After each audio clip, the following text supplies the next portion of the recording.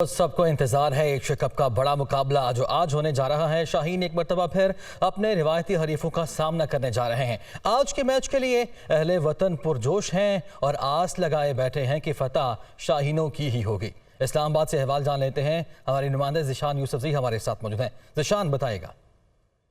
जी बिल्कुल, Asia cup में एक मरतबा फिर आज बड़ा टाकरा होने जा रहा है। एशिया कप के सुपर 4 मरहले का आगाज़ हो चुका है। रिवायती हरीफ पाकिस्तान और इंडिया एक मरतबा फिर मद्दे मुकाबिल होंगे। इससे पहले कौमी टीम को जो है भारत से एक मैच में शिकस्त हुई थी, ताहम हांगकॉन्ग से जीत के बाद शायकीन क्रिकेट खुश नज़र आ रहे हैं। इस वक्त मैं मौजूद हूँ इस्लामाबाद के एक क्रिकेट ग्राउंड में। यहाँ पर शायकीन क्रिकेट से उनके तासुरात जानेंगे। ये बताइएगा कि आज के मैच के हवाले से कितने पुरुमीद है और कौन से खिलाड़ी से आपको ज़्यादा तवक्कुआत है? पाकिस्तान पे 100% यकीन है, इस बार इंशाल्लाह हम जीतेंगे। हांगकॉन्ग के खिलाफ 194 किया था, इस बार 294 करेंगे और नसीम शाह इस बार फिर बहुत अच्छा खेलेंगे। आप किस खिलाड़ी से ज़्यादा उम्मीद लगाए बैठे हैं और कौन सा आपका फेवरेट खिलाड़ी है?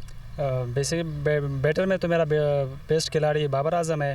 तो लोगों का तसरात ये है कि बाकी 2 मैच में उनकी परफॉर्मेंस नहीं की, लेकिन इंडिया के खिलाफ करके दिखाएगा, अच्छी परफॉर्मेंस करके दिखाएगा।